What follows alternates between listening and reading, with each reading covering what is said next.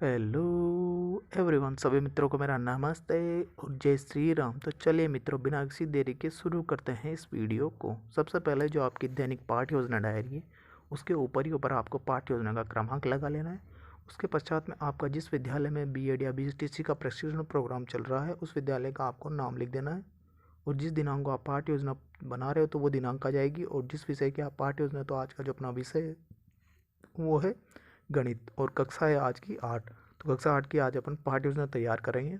और जो आज का जो अपना प्रकरण है वो है गोले का पृष्ठीय क्षेत्रफल। तो इस प्रकरण के ऊपर आज अपन पाठ्य योजना तैयार करेंगे। मित्रों, अगर आपको गणित, विज्ञान, इतिहास, भूगोल या सामाजिक विषय से संबंधित कोई भी पाठ्य योजना की आपको आवश्यकता हो तो प्लीज़ हमारे चैनल के पेज पे जाएं। वहाँ पर आपको प्लेलिस्ट मिलेगी। तो उस प्लेलिस्ट के ऊपर आपको सभी विषय से संबंधित, जिस भी विषय की आपको पाठ्य योजना की आवश्यकता है, उस विषय से संबंधित आपको वहाँ पर पाठ्य योजना मिल जाएगी। तो प्लीज़ हमारे चैनल के पेज पे जरूर जाएं और वहाँ पर आपको जो प्लेलिस्ट है उसको विजिट जरूर करें।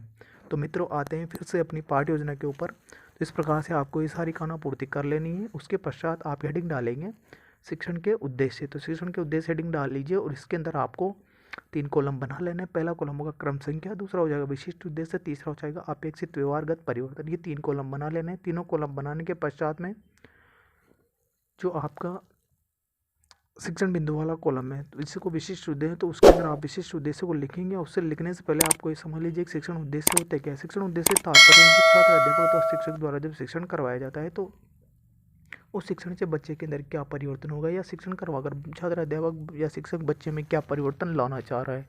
तो वही शिक्षण के उद्देश्य है। पहला ज्ञानात्मक शिक्षण का उद्देश्य, तो ज्ञानात्मक कारण बच्चे में जो परिवर्तन होगा उसको लिख लीजिए आप। सेकंड है अवबोध, तो अवबोध के कारण जो बच्चे में परिवर्तन होगा उसको भी आप ध्यानपूर्वक लिखिए। थर्ड है ज्ञानोपयोग, तो ज्ञानोपयोग के कारण बच्चों में जो परिवर्तन होगा उसको लिख लीजिएगा। विद्यार्थी गोले के पश्चिम क्षेत्रफल के ज्ञान का उपयोग कर उच्च अध्ययन में समस्या का समाधान कर सकें। चौथा है कौशल, पांचवा है अभिरुचि और छठवा है अभिवृत्ति। इस प्रकार से आपको ये सारे छह के छह जो शिक्षण के उद्देश्य हैं, इन छह के छह शिक्षण के उद्देश्यों को लिख लीजिएगा। इसे मैं बोल के लिखा देता हूँ एक बार पहले आपको, जो आप लिख लीजिएगा इन छह के छह जो शिक्षण के उद्देश्य हैं उनको। ये छह के छह शिक्षण के उद्देश्य लिखने के पश्चात में जो आपकी अगली हेडिंग होगी वो हेडिंग लगाइए आप सहायक सामग्री या शिक्षण सहायक सामग्री, कोई भी लगा लीजिए आप। तो शिक्षण सहायक सामग्री या सहायक सामग्री से तात्पर्य है कि छात्र, अध्यापक अथवा शिक्षक द्वारा जब शिक्षण करवाया जाता है तो शिक्षण करवाते समय जो जो सामग्री उनकी शिक्षण में सहायता करती है, तो वो सारी सामग्री शिक्षण सहायक सामग्री, जैसे चौक, डस्टर, चौक, लपेट, फटलक, तो सारी चीज़ें हो जाएगी शिक्षण सहायक। जो आपकी जो शिक्षण विधि है वो चल रही है आपकी व्याख्यान विधि, और जो शिक्षण प्रविधि है उसके अंदर आप व्याख्यान सहित प्रश्नोत्तर विधि लिख लीजिएगा। और मैं गलती से मैंने देखी यहाँ पे शिक्षण प्रविधि रीडिंग लगा दी है, लेकिन आपको यहाँ पे पूर्व ज्ञान लगा लेना है। और विद्यार्थी पूर्व ज्ञान में आप लिखेंगे विद्यार्थी गोले के पृष्ठीय क्षेत्रफल के बारे में सामान्य जानकारी रखते हैं, तो पूर्व ज्ञान हो जाएगा आपका। उसके पश्चात आप हेडिंग डालेंगे प्रस्तावना प्रश्न, तो प्रस्तावना प्रश्न हेडिंग डाल लीजिए। और प्रस्तावना प्रश्न के अपन थोड़ा सा सामान्य बारे जानकारी ले लेते हैं। जो प्रस्तावना प्रश्न होता है उसके अंदर छात्र, अध्यापक के द्वारा बच्चों से प्रश्न किए जाते हैं, और जो प्रश्न है कम से कम 4 प्रश्न छात्र, अध्यापक के द्वारा कर सकती है, और अधिक से अधिक 6 या 7 प्रश्न छात्र, अध्यापक द्वारा किए जा सकते हैं। इसके अंदर आपको 3 कॉलम बनाए। पहला है क्रम संख्या, दूसरा है छात्र अध्यापक क्रिया, तीसरा है विद्यार्थी क्रिया। जो प्रस्तावना प्रश्न होता है वो किसी पाठ्य योजना का सबसे महत्वपूर्ण भाग होता है कि जितने अच्छे आपके प्रस्तावना प्रश्न होंगे, आपकी पाठ्य योजना उतनी अच्छी बन के निकल के आएगी। जो पहला प्रश्न है वो छात्र अध्यापिका ने पूछा, भारत में सबसे लोकप्रिय खेल कौन सा है? तो बच्चे उत्तर देंगे क्रिकेट है। क्रिकेट का भगवान किसे कहा जाता है? बच्चे उत्तर देंगे सचिन तेंदुलकर। बैट में किस पर प्रहार करता है? तो बच्चे उत्तर देंगे बॉल या गेंद पर प्रहार करता है। गेंद या बॉल की आकृति कैसे होती है? तो बच्चे उत्तर देंगे गोलाकार होती है। तो गोले के पृष्ठीय क्षेत्रफल के बारे में आप क्या जानते हैं? तो बच्चे इस प्रश्न का उत्तर नहीं दे पाएंगे, तो बच्चों के लिए एक प्रकार से समस्या हो जाएगी। तो इस समस्या का समाधान छात्र अध्यापक का द्वारा किया जाएगा। तो इस प्रकार से आपको ये सारे जो मैंने प्रश्न लिखा है तो सारे प्रश्न लिख लीजिएगा, और आपको समझ में आ ही गया होगा जो प्रस्तावना प्रश्न है वो सबसे महत्वपूर्ण भाग होता है पाठ्य योजना, क्योंकि जितने अच्छे, कहने का मतलब है जिस प्रकार से मानव शरीर का सबसे महत्वपूर्ण भाग उसका मस्तिष्क होता है, उसी प्रकार पाठ्य योजना सबसे महत्वपूर्ण भाग प्रस्तावना प्रश्न होता है। तो आपको आगे हेडिंग लगा लेना उद्देश्य कथन। उद्देश्य कथन में आप लिखेंगे विद्यार्थियों, आज हम गोले के पृष्ठीय क्षेत्रफल के बारे में विस्तार पूर्वक अध्ययन करेंगे। इसके पश्चात आपकी जो नेक्स्ट हेडिंग होगी वो हो जाएगा आपका प्रस्तुतिकरण, क्योंकि प्रस्तुतिकरण के अंदर ही छात्र अध्यापक द्वारा संपूर्ण प्रस्तुतिकरण दिया जाएगा। तो आपको इसके अंदर 5 कॉलम बनाने। पहला है शिक्षण बिंदु, दूसरा छात्र अध्यापक क्रिया, तीसरा है छात्र क्रिया, चौथा है सहायक सामग्री, पांचवा है श्याम पट कार्य। इस तरह से आपको ये 5 कॉलम बना लें। 5 कॉलम बनाने के पश्चात में शिक्षण बिंदु वाला कॉलम है, उस शिक्षण बिंदु वाले कॉलम के अंदर आपको पहला शिक्षण बिंदु लिखना है गोले का पृष्ठीय क्षेत्रफल। तो ये शिक्षण बिंदु लिख लीजिए। उसका विकासात्मक प्रश्न जो छात्र अध्यापक द्वारा प्रस्तुतिकरण दिया जाए, तो विकासात्मक प्रश्न आपको सारे लिख लेने हैं। उसके पश्चात में छात्र अध्यापक का कथन में आप लिखेंगे, या छात्र अध्यापक क्रिया वाले कॉलम में आप लिखेंगे छात्र अध्यापक कथन। यहाँ से लिखेंगे यदि गोले की त्रिज्या r हो तो गोले का पृष्ठ क्षेत्रफल 4 वृत्तों के क्षेत्रफल के बराबर होता है। तो गोले का पृष्ठ क्षेत्रफल बराबर हो जाएगा 4πr²। तो ये हो जाएगा छात्र अध्यापक का दिया गया प्रस्तुतिकरण। जो सहायक सामग्री है उसके अंदर आपको ये कॉलम बना लें। उसके आगे लिखेंगे आप उदाहरण, जैसे गोले का पृष्ठ क्षेत्रफल हो गया 4πr²। तो उदाहरण की सहायता से इसको समझेंगे। यदि एक गोले की त्रिज्या 4 सेंटीमीटर हो तो उसका पृष्ठ क्षेत्रफल क्या होगा, तो उसको हल करेंगे। तो आपको वहाँ से आर की वैल्यू रख लेनी है। तो आर की वैल्यू जैसे आप इसके अंदर रखेंगे तो रखते ही आपको गोले का पृष्ठ क्षेत्रफल आ जाएगा 416 centimetre square.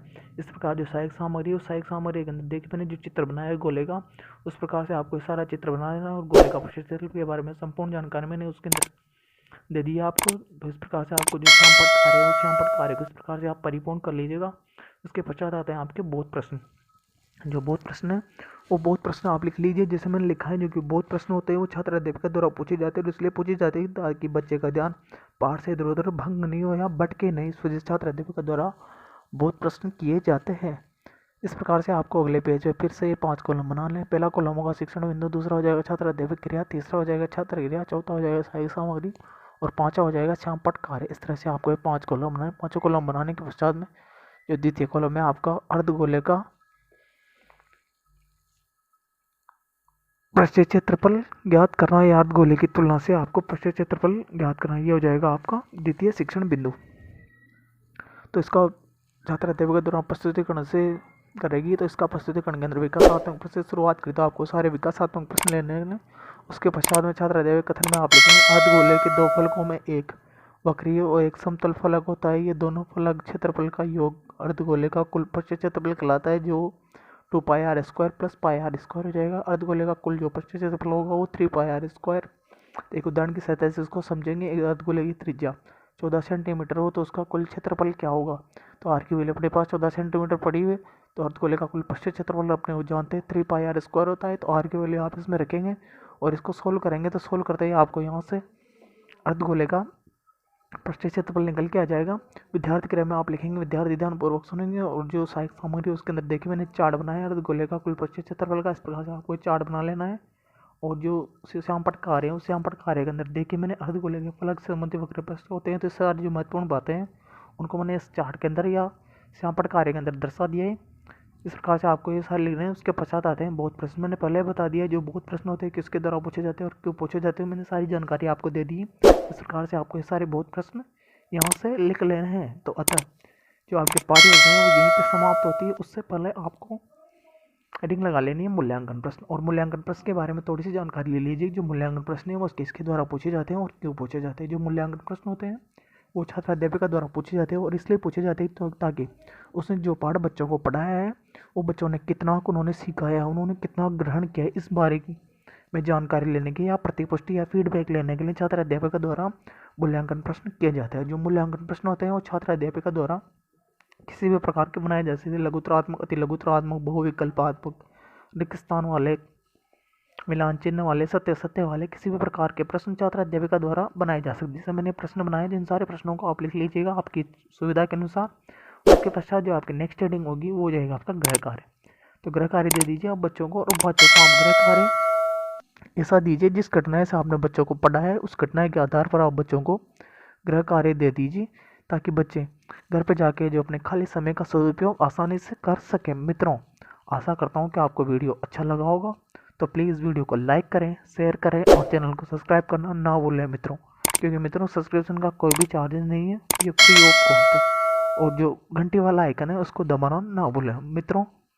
Thanks for watching.